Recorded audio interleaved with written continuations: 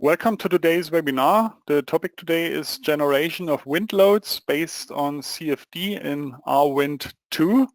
My name is Andreas Hörold. I'm responsible for marketing and public relations in the Dlubal software company. For instance, the Dlubal website, German and English webinars, etc. I will be the moderator today and I will answer your questions together with Markus Baumgärtel. But my two colleagues can introduce themselves. Andreas, it's your turn. Hello, I'm Andreas Niemeyer from Dlubal Software. I'm responsible for the development in cooperation with Mr. Dlubal, and mainly I take care about our wind and farm finding products. Hello, my name is Markus Baumgärtel. I am responsible for customer support and FAQ, and today I will answer your questions during the webinar. Okay, thank you for your introduction. Then we can switch off our webcams that the attendees can see the full screen. You can ask questions via the control panel on the right side of your screen. You can enter a short question here and we will answer you.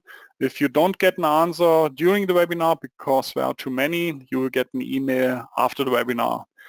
The other way is to watch the entire webinar and then email your questions to info@dlubal.com.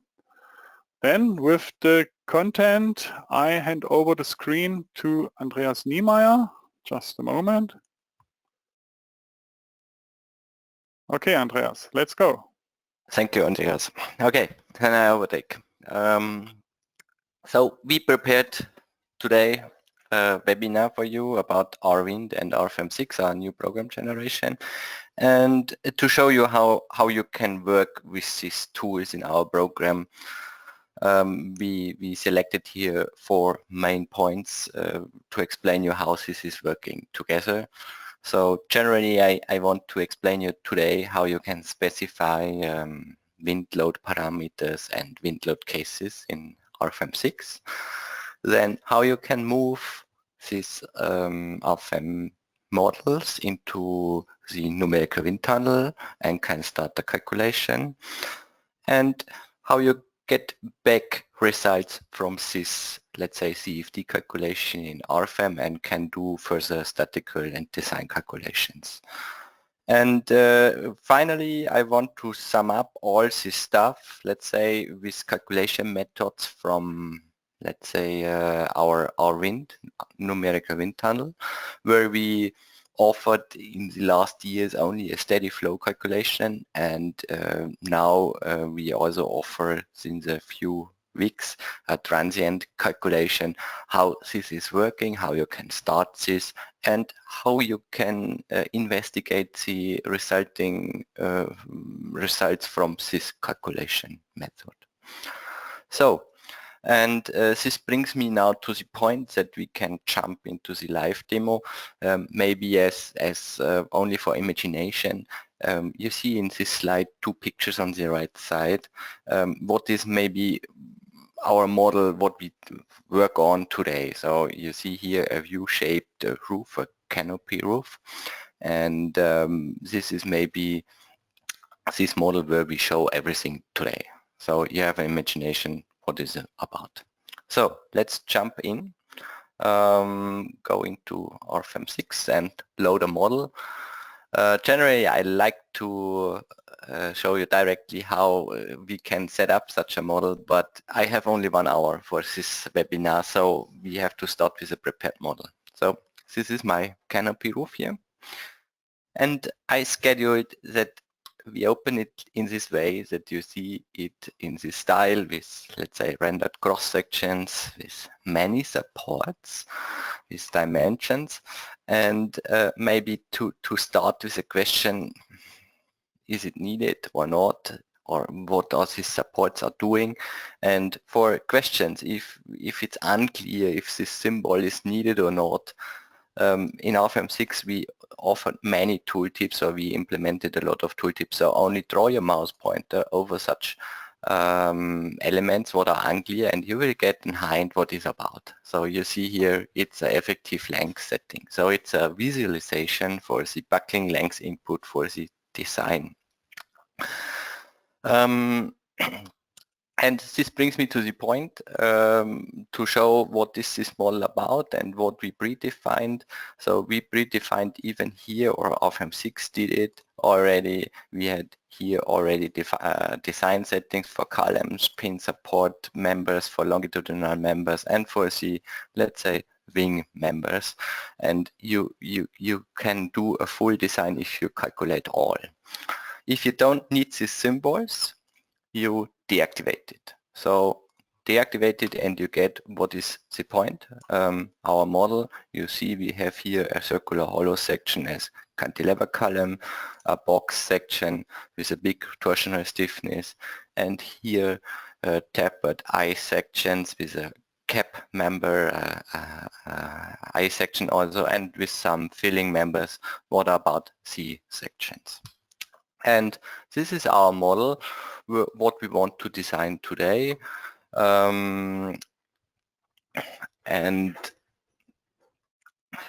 If we take a look on our load case list, you see what our author of this model already did. So we see we have here a self-weight load case, and if we calculate this self-weight load case, we calculate all, we get, let's say, the load case results plus a steel design, what means we get here our bending moments from self-weight load case. So you see here bending moments, normal axis forces, but also a steel design. And here you see if I calculate this model only with steel design, for this self-weight load case we get a utilization about 7%. Not much, but it's clear we don't set up more loads. What is the case of our webinar today? So if we go back now to our load case list, we see we have to fill it to get the right design, to get the right utilization for all actions what could appear for this roof. And we can fill it now with maybe wind load cases. So if you generally have to design the structure, you create here wind load cases based on a standard. For this type of model, we know our standard offers us for canopy roofs load schemes, what you can apply. This is maybe quite exhausting because you have to calculate resulting forces for every wing and to set it up. And today I want to show you how you can solve this with a CFD-based analysis. For this, you have to prepare our program in a special way. You have to specify the tasks. This task you can specify generally in the base data. So if we go here on the top entry and open base data, you will see in this tab add-ons all tasks what are possible. So here is specified steel design, what I just showed you, and a wind simulation add-on, what means we can do CFD analysis. So all tasks are defined and the program mutates according to these settings and shows you everything what is needed for doing this. So let's close this window and open a wind analysis setting. So for this we open a new load case. So when we want to do wind analysis, of course we can give a load case name. For example, wind in. So the question is where, in which direction we want to design it. So let's take a look. We see, okay, maybe Y direction could be interesting for this structure. So let's write in Y. Okay, then as next topic we get here a lot of options, and you see we have here analysis type. Static analysis. This is maybe for pure structural calculation. But if you open this box, you will see there is a new item wind simulation. And this wind simulation is connected to this add-on wind simulation in the base data, what we just checked in the as task. No? And if you activate wind simulation, you will get here 2 further tabs for detailed sub-settings. And you get here some options to specify static analysis setting, action category. Action category, of course, could be wind in our case, imperfection, structure modification, inertial state. So you get here a lot of options, and the question could arise, is this really needed for a CFD calculation? Why I have to specify here if I want to calculate according second order or large deformation? I agree, it's let's say in the first point of view questionable, but you have to know that wind simulation is a 2-stage calculation process. What means? If you calculate the load case with the type wind simulation, the program is moving your model into the numerical wind tunnel, doing a CFD calculation, extracting from the wind flow around the model pressures on the model, moving these pressures back to RFEM and doing a statical calculation, a structural calculation for these forces. So 1 point CFD calculation, second structural calculation. Therefore, you have to specify here also static analysis setting, imperfections, and so on. Then let's take a look what is hidden here below these 2 tabs. Wind simulation. So, of course, you get here a setting what is about the CFD calculation itself. Take a look inside. Here you see, do we want to make a steady flow or a transient flow analysis? So we can say clear, maybe we call this setting steady flow. You see, you have here a list. You can define more than one setting. You can give every load case a separate setting if it's needed. Then you can specify here maybe the density, kinematic viscosity of the medium.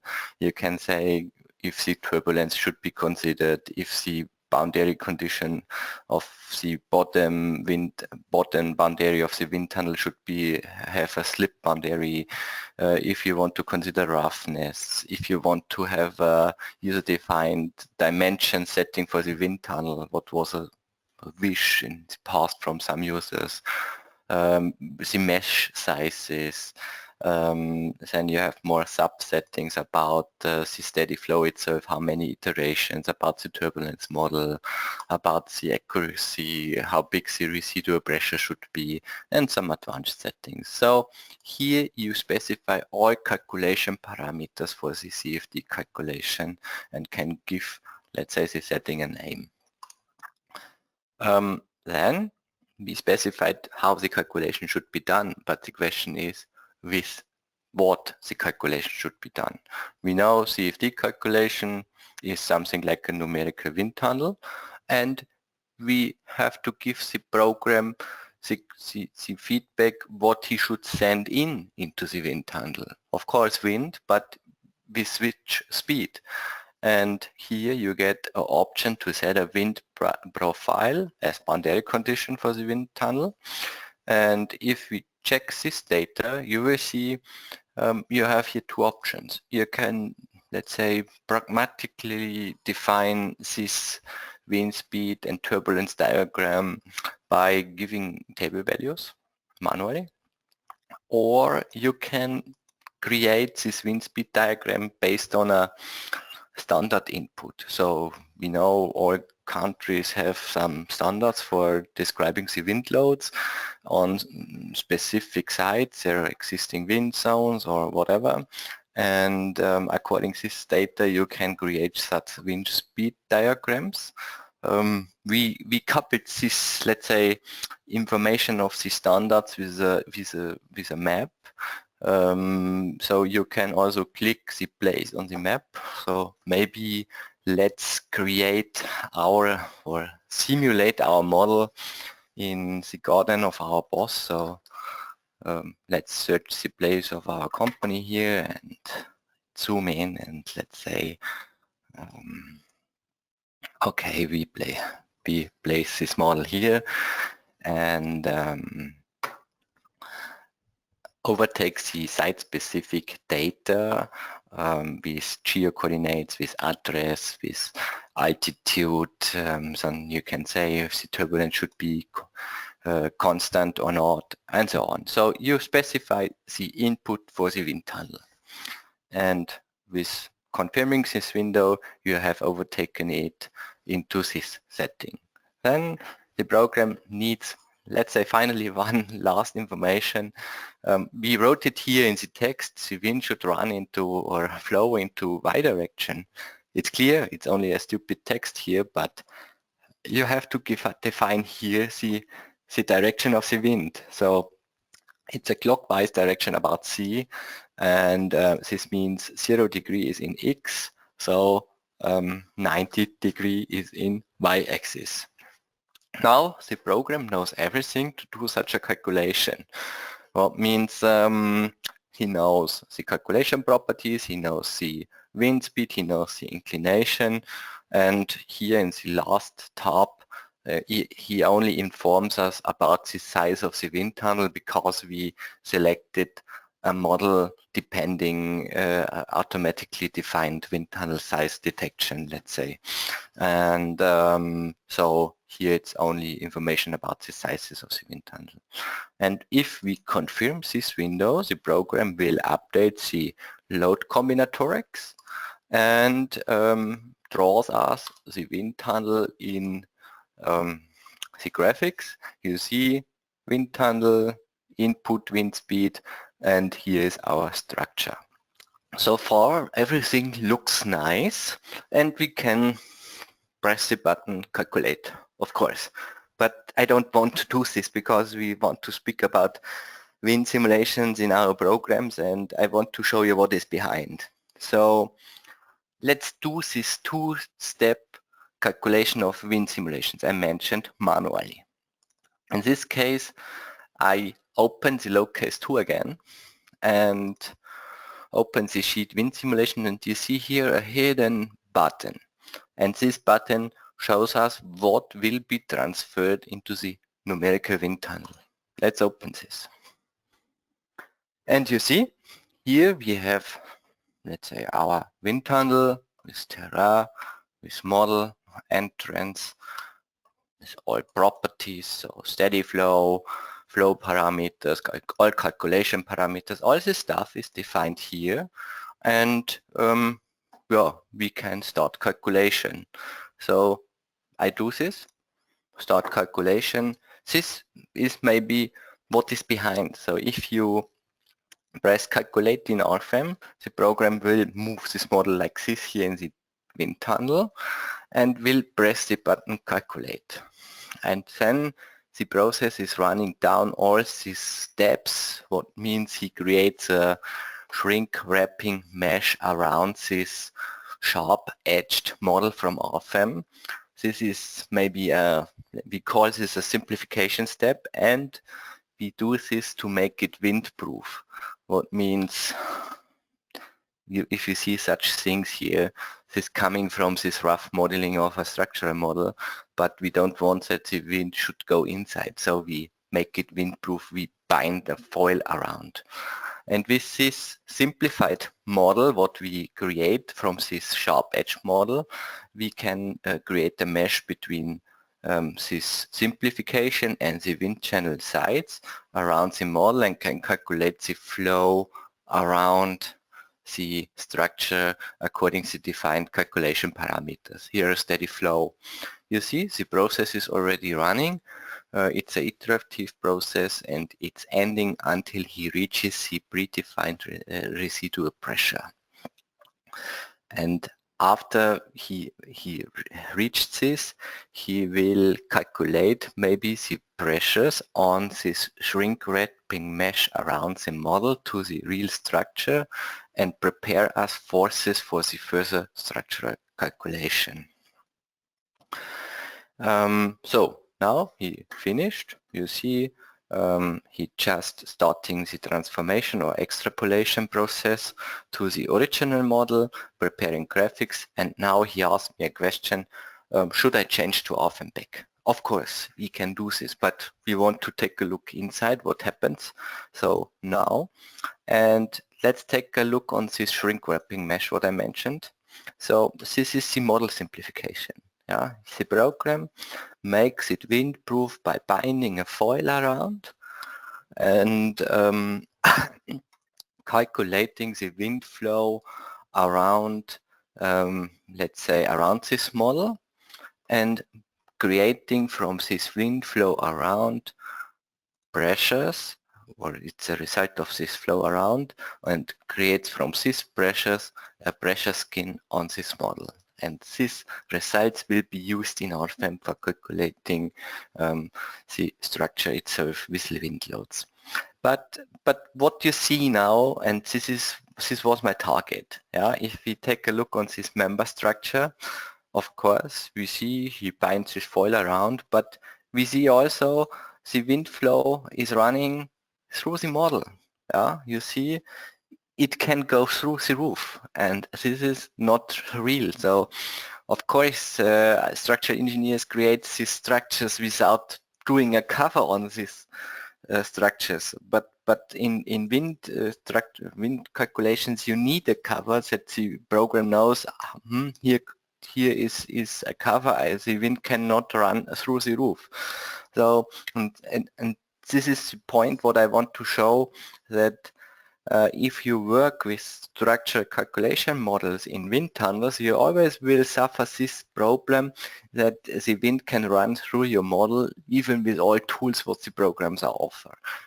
The interfaces will only transport the data what you send in and not more.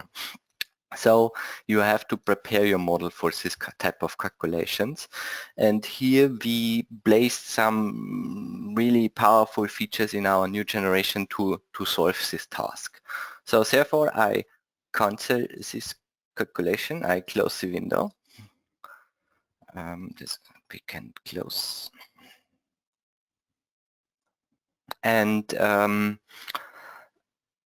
go back to RFEM and check how we can solve it. And for this task, we invented a new type of surface. So I changed to wireframe model, and we say here select boundary and select here the type stiffness type, load transfer surface. And you see this is a surface type what have no stiffness, so it will not brace your structure. It only takes loads and transfer it to the members what belongs to the surface. What is exactly our topic. So let's select these boundaries and place the surface inside. Of course the program will delete the results, but this is quite regular here. So now when we turn on rendering, you see we have this surface inside, and we can go ahead with our wind calculation. But at the moment I said this surface has this property, but I don't show you how this is working. So let's take some minutes to explain how this surface itself is working and which features you have. So the first feature of a surface in member structures is that you have here a coordinate system of the surface itself, and this gives us the option to orientate members according to this. So if we check maybe the input, you will see, oh, the author of the file don't place these members right, but we can select it now and can say right click, properties of members, edit, and go to the rotation, and you see we have here rotation types, angle, and let's say help node, what let's say almost all programs have. But we have also now orientate according surface, according this surface. And this is a really powerful feature because now the members orientates according this surface. The same is maybe for the another wing side. So select all three stripes, members, edit, and go here to section, surface, and pick this surface. And without calculating any angles, you can place the members on the right place.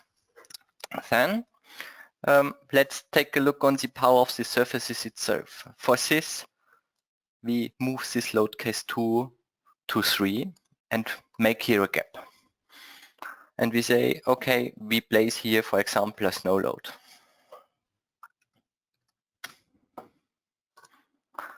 And give here action category snow. Oops. Okay. Now let's define some snow load to show how this surface is acting. Now here we say snow loads are always projected, so projected in Z direction with maybe a unit load of 1 kilonewton per square meter on both surfaces. And you see the program automatically distributes the surface load to line loads, but on all members. So not only on these members what are overtaking the loads in reality, then on all members what are existing. And here we have some properties of the surface. So you see here you can control the view in the navigator. You see this is our basic load and it will be distributed like this.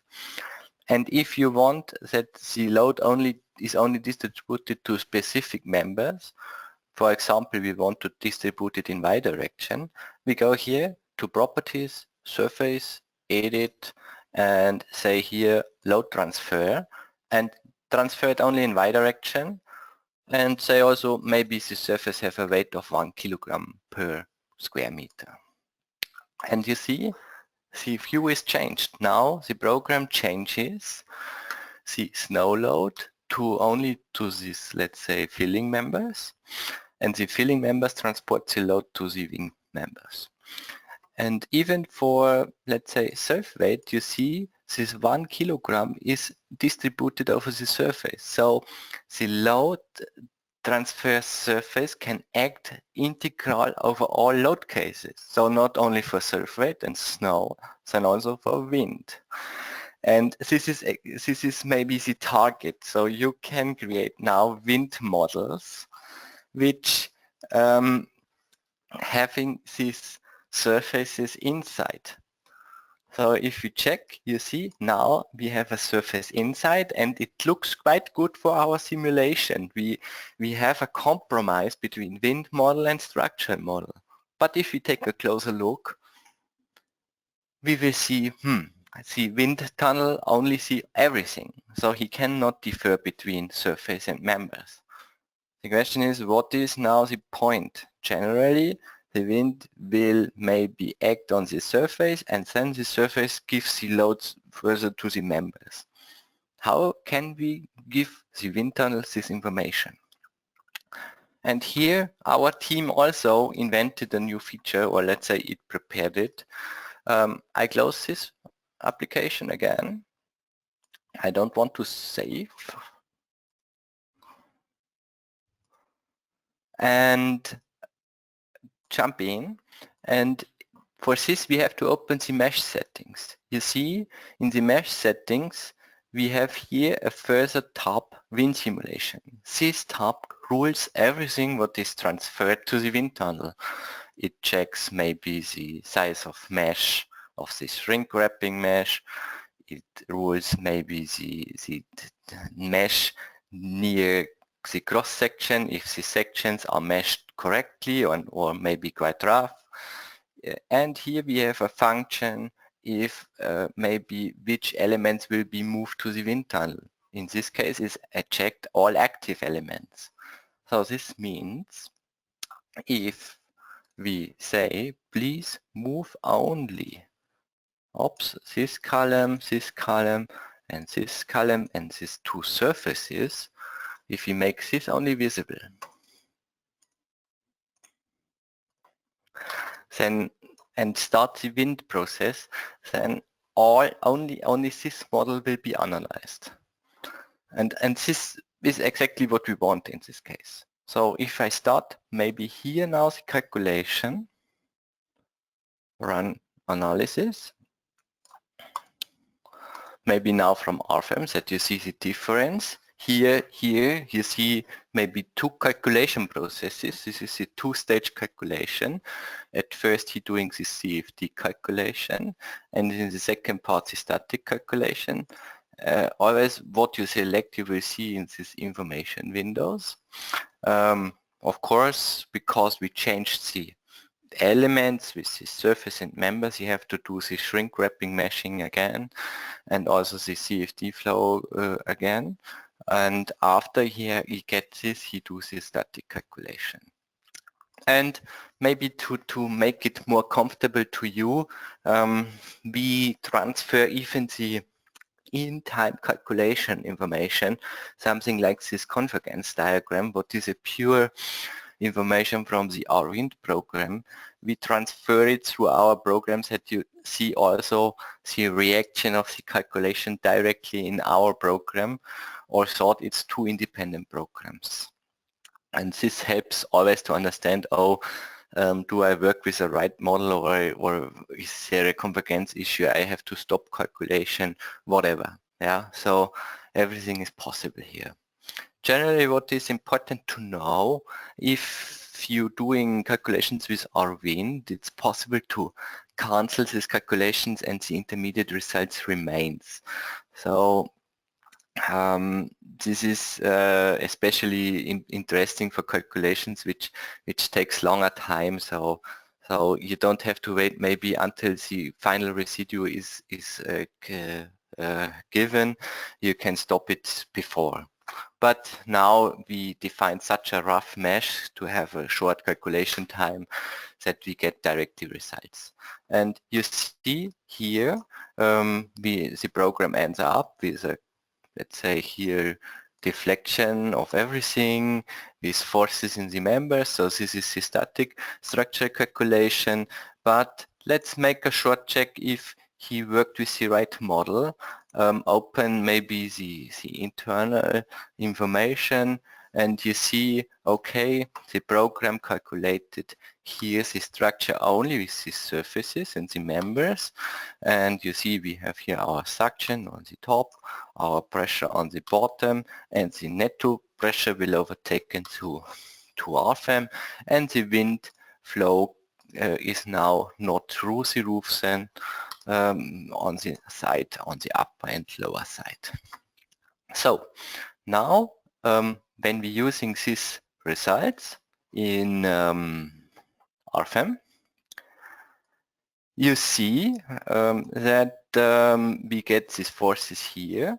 And what is interesting, or what I want to show, is if you go here to maybe a visibility only to the C members, you see these members will get maybe the force from the wind loads. You see here our shear force diagram. You see it working like a continuous beam because I defined here scissor hinges. And finally, they will give their loads to these wing beams as shear force diagram with a further bending moment. And in the next instance, the columns, or maybe over the box section, the column will get the bending force from the final wind load. Yeah. So all this is one integral process, and with this wind load case we can update our load combinations. So when we go here to our load combinations, the combinatorics will update the load combinations, and if we calculate all, we can calculate even a result, a design result from these new wind loads. So this is the mighty of RFEM 6, that even the design is running in background without any action from us as users. I get finally here, besides static analysis, even steel design, where you see the program draws us on all members, maybe let's use wireframe model without load display, a utilization diagram over everything. And if we go here to result by member, you see our biggest result is now here almost by 50% by considering this wind load case and snow load case what we just defined. So, and now we coming to a point that we say, okay, we can sum up the calculation and do the rest.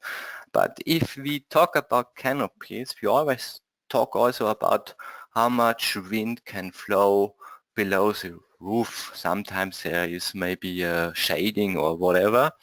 And I also got in past some questions about can we simulate shadings in RFEM and how we can do this. And we talked also as team about how we can solve this. And we know RFEM could be used as modeling machine quite good in this case.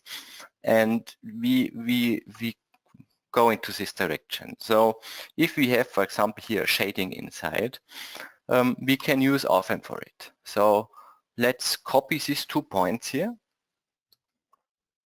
and go into a new model, shading 1, and model a shading, how it looks like. These 2 points, I only have that I know how big the shading should be. And let's draw a plane view of this shading. So maybe if I compare it with a railway station, you always have here such a shading with such cavities where the people can sit. So and we simulated it's 2 meter high, so maybe -2 meters, and copy this step with surfaces and go, and we have here something like this, such a shading box. And this shading we want to simulate in our wind model. For this we create from this model here an IFC file, what is really new in RFEM. So we can create IFC files. Of course, the program warns me because the surfaces have no thickness, but this is not important here because we only producing wind models. We store this shading on maybe desktop, SH1 store, and now we can go back to still construction model and insert it. So we import here an IFC SH1 and overtake it, and you see we have this shading now inside, and it's not a surface, then it's a IFC model without stiffness. We get it here in a specific BIM navigator where we can also deactivate and activate some surfaces, but this model could be used for our wind. And as mentioned before, we have mesh settings where we can rule which elements will be moved into the wind tunnel. So if we go here to the mesh settings and say wind simulation, surrounding model, all IFC objects, and OK, and check our wind input, like before, what will be moved into the wind tunnel, then you will see we also have here these shading elements now inside, specified as separate model. Oops. Here my RFEM model, here my shading element. So this is possible, but this brings me also to the question, what is with my terrain? So we have here shading elements, but you can ask me also, can I simulate the terrain? Yes, of course. And is this needed in, should I define this in our wind or in RFEM? And we took care that you can rule terrains now also in RFEM. Let's take a look on how this is working. Because terrain is quite a global setting, we placed it here in the base data. You see, you have here a tab for terrain where you can say, I have a horizontal plane. We can set it here. We can move it. We can say maybe move it 2 meters down. Or we can say, let's take an inclined plane by giving or defining a coordinate system which we rotate maybe 5 degrees around X. So all this is possible. We can specify shading elements, terrains in RFEM. So, and if you say, I have a more complex terrain, not only a plane and an inclined plane, it's also possible. For example, let's model a terrain. And as mentioned before, you can use RFEM as modeling machine for it. So let's open a new model, TR1, for example, and specify a grid of nodes, maybe I know for 15 by 15 meters quadrant segments. So let's copy this node here 3 times in X with 5 meters. You can also use 1 meter, but it's up to you. It's only a input. And here with minus 5 meters. Let's take all, copy this row in 5 meter in Y direction, and now finalize it here with copy with minus direction here. And now we have all nodes in this scheme here. And now we can model a terrain with this node. So for this, I take a top view and select all nodes. Moment, this is... Yeah, fine. We select all nodes. Deselect maybe this top level and move the other nodes, for example here, 2 meters down. And if we check this, you see this is maybe our level. On the top our roof is standing, and then the program should create the terrain in this node set. For this, we select all nodes in the table nodes.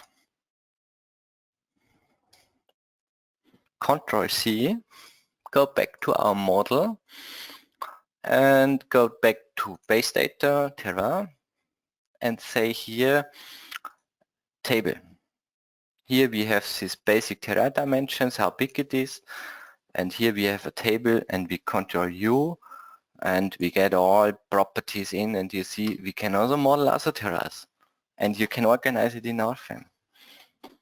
And if you say now in the mesh settings, wind simulations, terrain, no IFC objects, only from model, then the interface knows when it transfers data to the wind tunnel, even the terrain should be considered. What helps? Because now we have the tools to make batch processes for different wind directions. What brings me to the next point. Therefore, we fight it to have all this data in RFEM that we can only move this data to Rwind. So let's find a solution for this last task. So I just mentioned now what happens if we have the shading and we want to simulate different wind directions now? Should I define all these wind load cases manually in this load case list with different angles? Of course you can do this, but this is boring work. For this, I recommend let's delete this load case and go to the wizards. So maybe here, go to wizard, go to wind simulations, and here we have a machine which creates for you, for a specific calculation settings, what we already defined for a wind diagram, more load cases. We can say we have a step angle of 15 degree and it should start from 0 to 90 degree. And with this wizard we get these load cases for every 15 degree segment automatically. No big deal, I would say. If we confirm this setting, we have all these load cases here. They are blocked and are based on this without setting. Now we can start calculation. I don't want to wait with you for this solution, therefore I prepared this data in an already calculated file. So open this model here, steel construction with 15-degree segments, and take a look. So here is our result with the terra.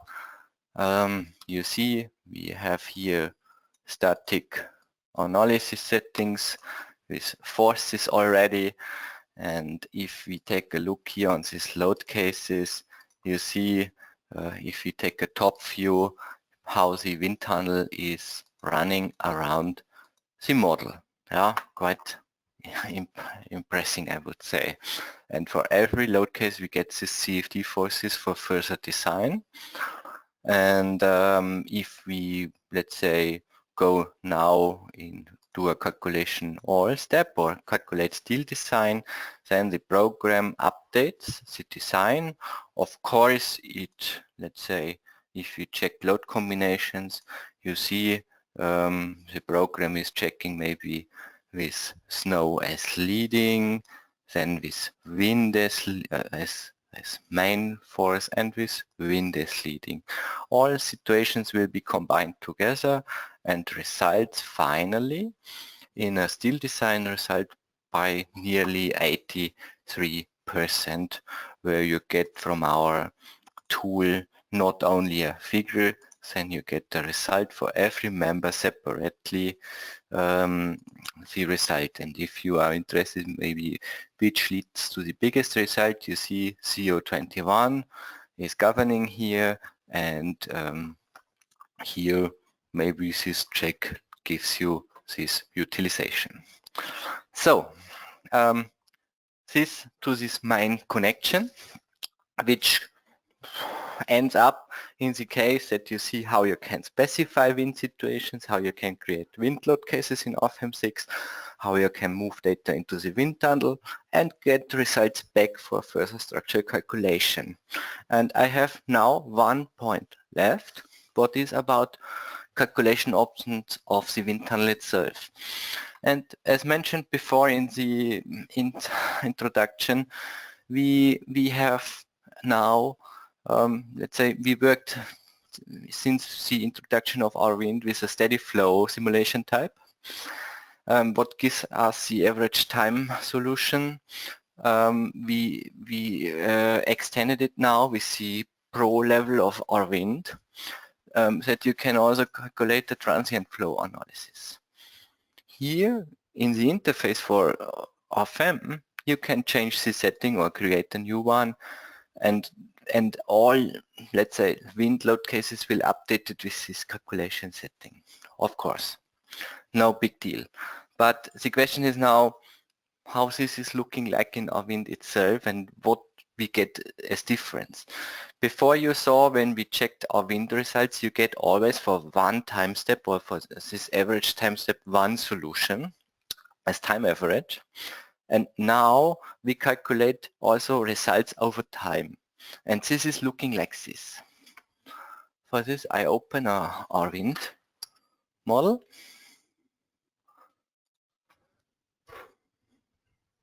And you see this is our model with shading, with terra. We have here some values, but they are not interesting right now. So let's deactivate it here. And now, as mentioned, as different to this steady flow calculation. So here in the setting, you get here maybe if I start a transient flow, of course this setting is changed. So transient flow means now that we can calculate not only one solution, what is average, then we detect in the beginning, before the calculation, according to model properties, a simulation time. So we found an algorithm to find out the suitable simulation time. So here the program recommends to calculate 11 seconds period for this model with time steps of 0.11 seconds. And this results finally in many time results, and here you see even the change of this transient solution. For steady flow you got one result, what is the average, and now you get for every time step an individual result. For the transfer of data to RFEM, this is, let's call it status quo. At the moment I can only transfer one time step, what is declared as master time layer. What I can specify here, what is the master time layer. But in Rwind you get all results here with these different time steps until the 11 seconds. So if I change here, you will see the colors will change in the graphics. So let's go here to another, and you see values and colors are changing. Of course I can change here even in this bar, or I animate it. You will see how this wind flow over the time of 11 seconds will change the pressure skin on the structure, what have of course effects on the structure calculation also. So this is one effect. Of course you can visualize it also with other results around the model. So here in this case you see maybe the magnitude of wind speed, and if you animate this stuff, you will see how the magnitude is changing around the model, what have finally then effects on the pressure on the model. But for me, of course, these are colorful pictures, and if you are the designer of such structures, you need more than such colored pictures. So even if you visualize maybe these vectors of wind flow, where you see where these, let's say, turbulences, or not directly turbulences, and the wind directions are changing, you can visualize it here over time for this 0 to 11 seconds. Of course, this is maybe a lot of data what we have here for this model and for this space around. But if you are interested in, let's say, in detailed results, what I absolutely understand, if you have to decide if it's good or not good and so on, you got more tools in the program Rwind. And you will see these more tools in this navigator. You see, we have here in the navigator now zones, materials, point probes, line probes, point clouds.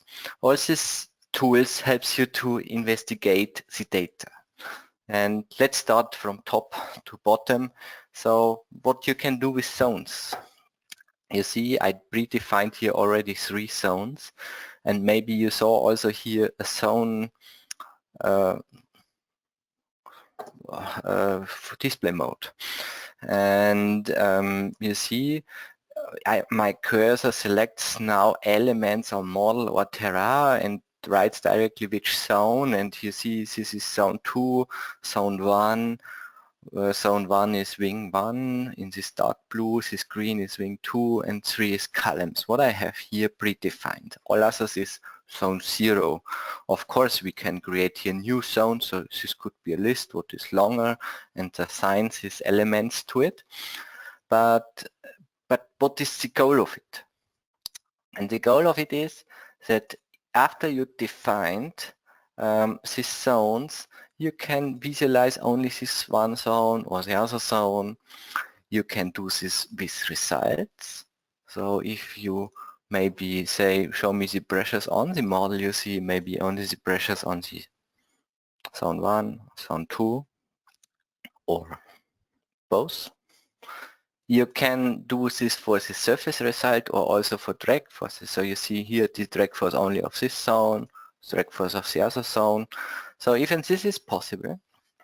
And not only to sum up everything to one drag force, then even if you go back to the navigator, you see if you go to zone, you go here to edit and see in the info box the size of the zone, the drag force of the selected time step. Here quite interesting, average pressures over the zone, for the full surface, for the top side, for the bottom side, the same for CP coefficient. So all this data is here summed up per zone, what is interesting for interpretation of your model. Then, of course, the zones have a second task also. So, and this is connected to, let's say, to these materials. You see, I have here a material defined for the roof roughness. I defined here a sand grain roughness of 2 millimeters with a homogeneous distribution. And this roughness I assigned to the zones of the roof. I say, okay, please use roughness of material 1. And the same here for the roof side 2, but for the columns not. So you have a control to distribute different roughnesses in your model, which have effects of the wind flow around model for your calculation. So even such task you can solve with these zones and materials. And now, if you have to investigate your model and have to decide the values, if they are interesting, or if you have to use a finer mesh or whatever, sometimes it could appear that you need some special values on a point. Of course, you can use your pointer and can draw it over the structure and you get the values. But sometimes it's interesting to have always the values on the same side. So something like this bubble here. Yeah, and I defined here 2 point probes below the named center of wings, where I said, okay, these are my 2 points, and I can create here tables maybe with the pressure upside and pressure bottom and CP values. All this data is summed up in this table, and graphically in these values, what shows me the bottom value and the top value. No?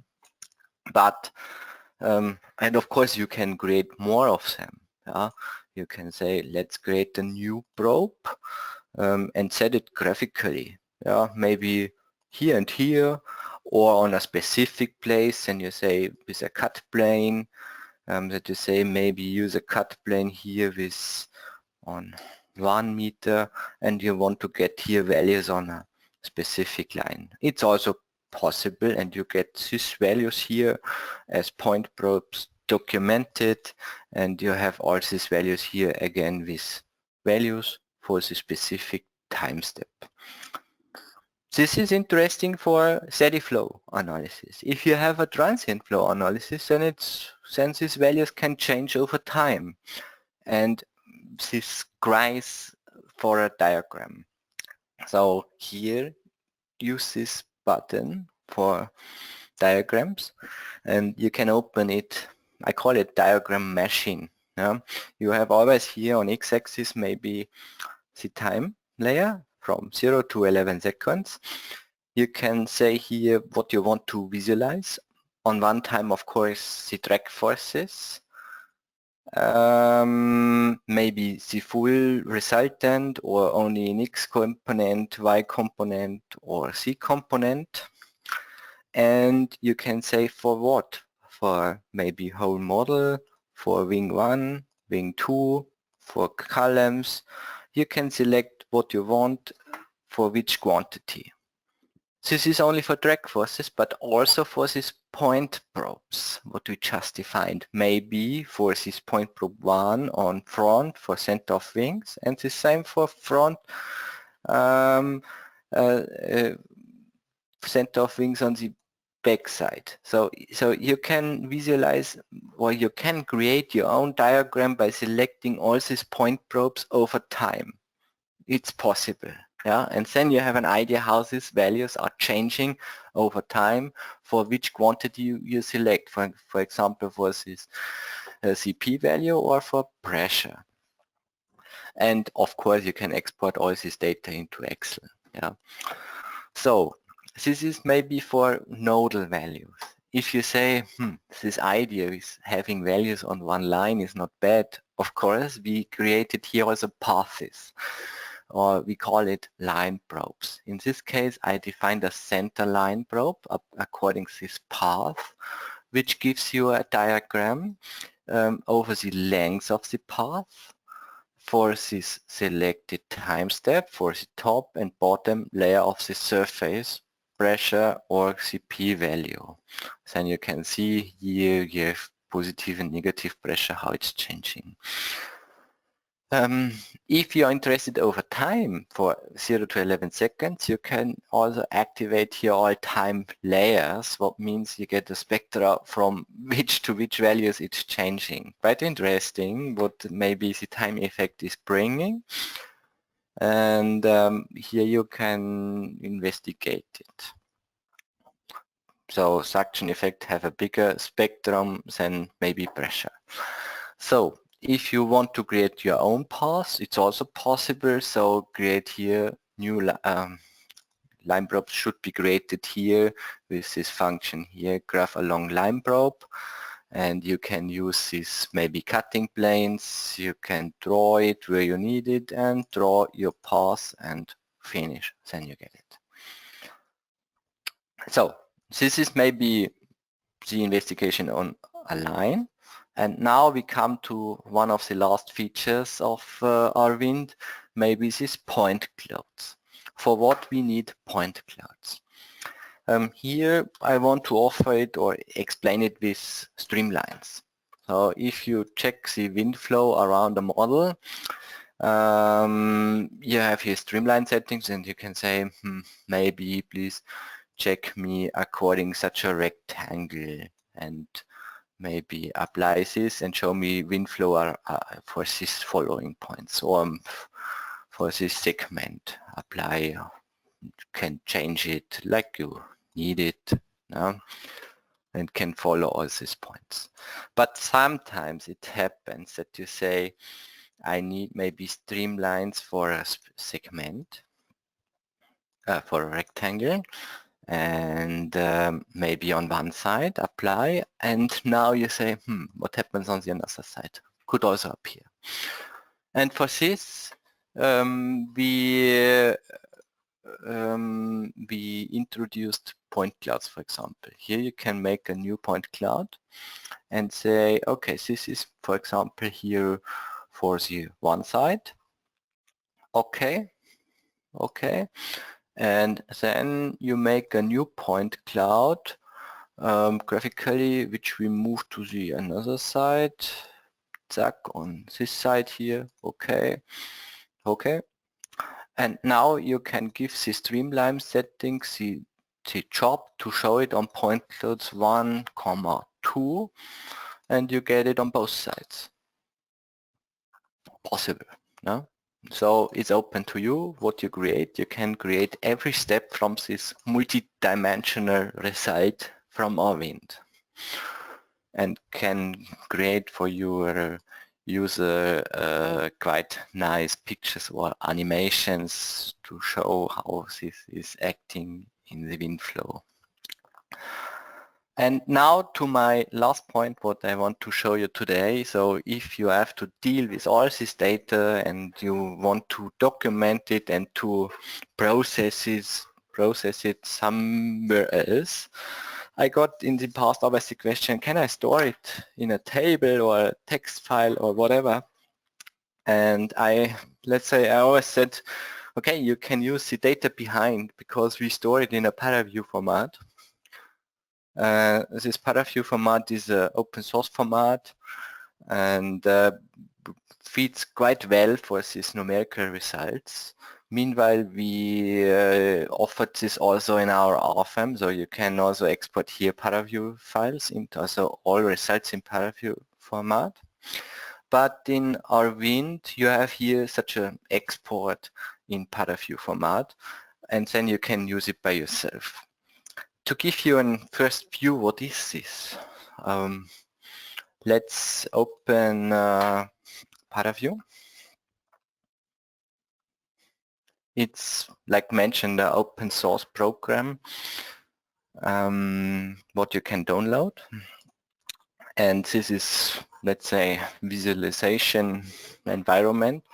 and you can load in your data. So open, go to this folder, version 3, okay. And now if you make it visible, you get the rectangle gray block. No, it's 3D data, and you see, oh, here is our terra formation. So it's only a question how you visualize the data. And you can say now for which time step.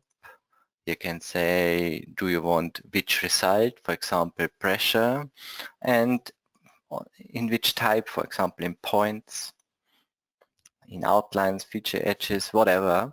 And you see even the result is visualized with a colored panel. So all this data is now inside this file format, correctly sorted for further investigations. And you can use it by yourself how you need it. And if you need a table, open a new scheme and go to spreadsheet view and say for this data, and you get a table and you can sort it like you need. And you see there are more options. I think if you feel familiar with this environment, you can create all views and plots what you need. And this brings me to the end of my webinar today, and I give back to Andreas. Okay, thank you, Andreas, for this nice presentation. I think, all of the attendees could see that our wind is a powerful tool to calculate wind loads for irregular structures. For what is difficult to find wind loads in the standards. Just try it with our trial version. I can show you how to find our trial version. Just a moment. On our website dlubal.com you can find the free trial versions of RFEM, RSTAB, Rwind, etc. Rwind is also compatible with RSTAB 9, but we showed it in RFEM 6 with all surfaces and so on. Okay, in the next days you will get an email to the recording, and you can also find the used model of this webinar. I will show you the website under dlubal.com, and news and events. You find the webinars here. Now I would like to invite you to the next webinars: data exchange between Rhino Grasshopper and RFEM 6, stability analysis, geotechnical analysis, and so on. That's today's webinar, and as I said, you will get a link to that page. You will find the recording here, and you can already find the model. The model is here that Andreas showed. Okay, and then you can try it with the trial version, or you can release that version as in a trial period. If you have already RFEM 6, just contact our sales team. Okay, then I have to say thank you for your attention. Thanks to Andreas Niemeyer for this nice presentation. Thanks to Markus Baumgärtl for answering the questions. I wish all a nice rest of the day. And bye-bye.